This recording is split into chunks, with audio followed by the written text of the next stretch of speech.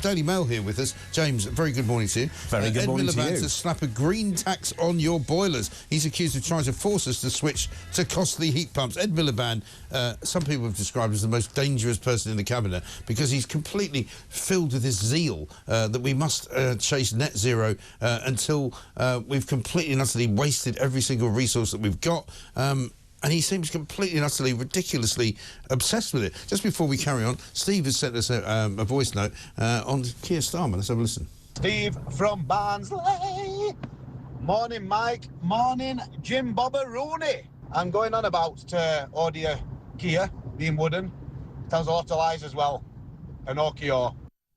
Pinocchio. Yeah, well, there is that. His nose does seem to be getting bigger with every time we look at him. But Ed Miliband, this is a guy who once, if you remember when he was in the Gordon Brown cabinet, told us all that we should basically buy diesel cars because that was the way to save the planet. That was completely apparently wrong, as it turned out. He then was leader of the Labour Party for a while. He's now back as Secretary of State for Energy. And I just despair. Well, I despair when somebody, as they say, with a little bit of knowledge is always more dangerous than somebody either with no knowledge or is an expert. And the problem is that he's got a little bit of knowledge about this area, and he's decided, without necessarily having experienced himself, what we should do. And this is the issue. When you make a decision about, for example, using green or renewable energies, make sure that the infrastructure is there first. Make sure that the stuff that you're actually pushing for people to do works. And when it comes to, as you say, diesel cars, that was seen as the answer. We were all pushed into doing it. People made that decision, and it turned out to be the wrong one. And then they taxed us for it. This is the same thing. And now diesel's more expensive than petrol. When it used to be cheaper. How does that work? Well, probably because of, well, 60% plus of every litre of fuel that we buy is tax anyway, so it could be altered the other way. But this is, you know, this is a ridiculous situation. So many people up and down the country. First of all, to change your boiler is extremely expensive. Secondly, boiler manufacturers, what they really should be encouraged to do is to make boilers that last for longer than 10 years. Whereas they're designed to last for 10 years, then die and you've got to replace them. But gas boilers are very efficient. And they still are. Heat pumps are not. Correct. And we have natural resource. So, in my view, instead of saying, oh, yes, we must lead the world, it's a hugely arrogant view. We must lead the world in this change. No.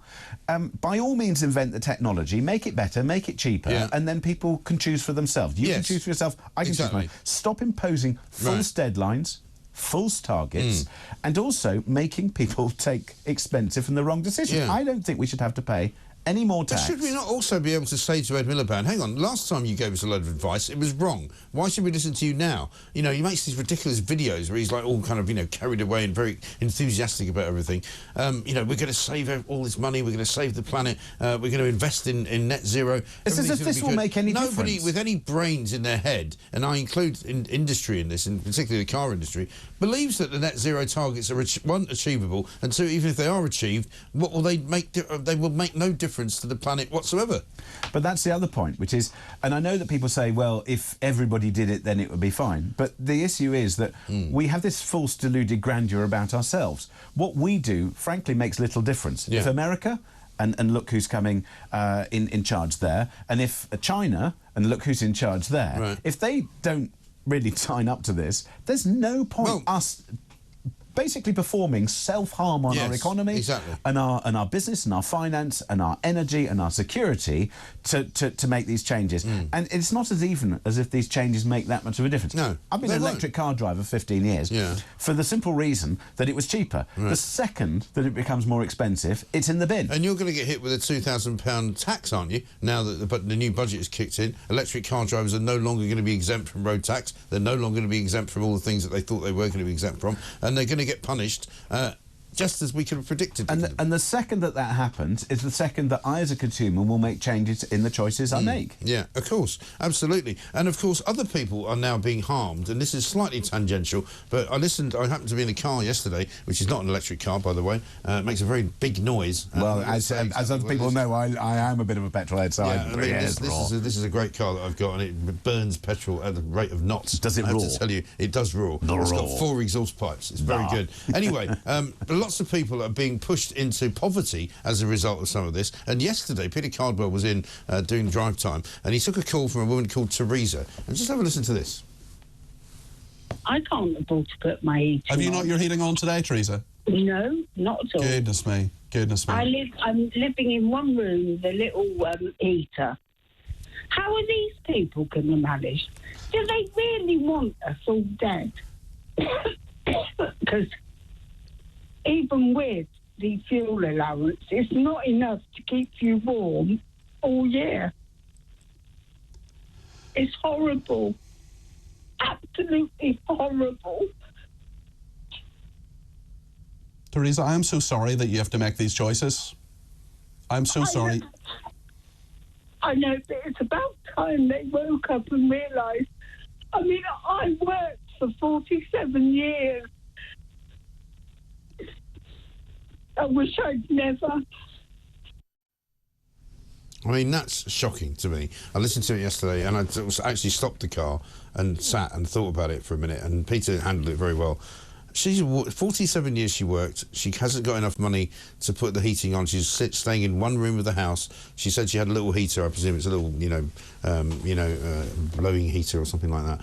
But that's the result of net zero. That's the result of this government saying... She actually said she was getting the winter fuel allowance, but she said she's still frightened because it's not enough money, because electricity is so expensive. And that's where either government rhetoric, policy, taxation doesn't listen to the individual. Right. And this is why the job you do, the job I do, and the job Peter does is so powerful, is that when you hear when the system has failed somebody, nobody in this country should not be able to heat their home or light their home. No. And I don't mind, shameful, and I understand that there can all be discussions about, benefits and work shine, all these things, but somebody who's worked for 47 years should never be in that position. No. And I would expect, and when people are asking me or you to pay more money in tax, that's who I want to be helped. Yeah. I don't want to see more hotels for more migrants. No. I don't want to see ridiculous claims made on the police and them spending money. I don't want to see civil servants getting pay rises of 10 to 15% when they're already on six-figure salaries. When or moving to 4-day weeks. When a woman like Teresa can't afford to put the heating on. And it's -1. She was in Leicester yesterday, they checked it, -1 degrees. And that's why it comes back to your point about the Prime Minister and why he is perhaps as unpopular as he is. You cannot and must not take these decisions that impact people's lives and their livelihoods up and down the nation whilst not addressing the big picture as to where money is going and how it's being spent.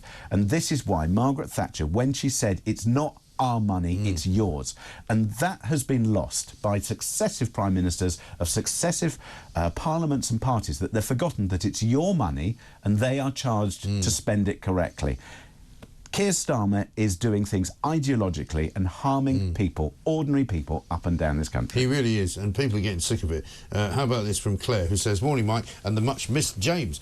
So we're sending money to overseas farmers to prop them up with our farmers' spoils. Thought we were supposed to be propping up our beloved NHS. A fiasco for a day. What an absolute shambles." And Jan from Newcastle said, "If anyone wondered why we so overwhelmingly said no to Ed Miliband, well, it's playing out now, isn't it? The man is completely blinkered to anything other than his ideology and his opinion. He doesn't care about people."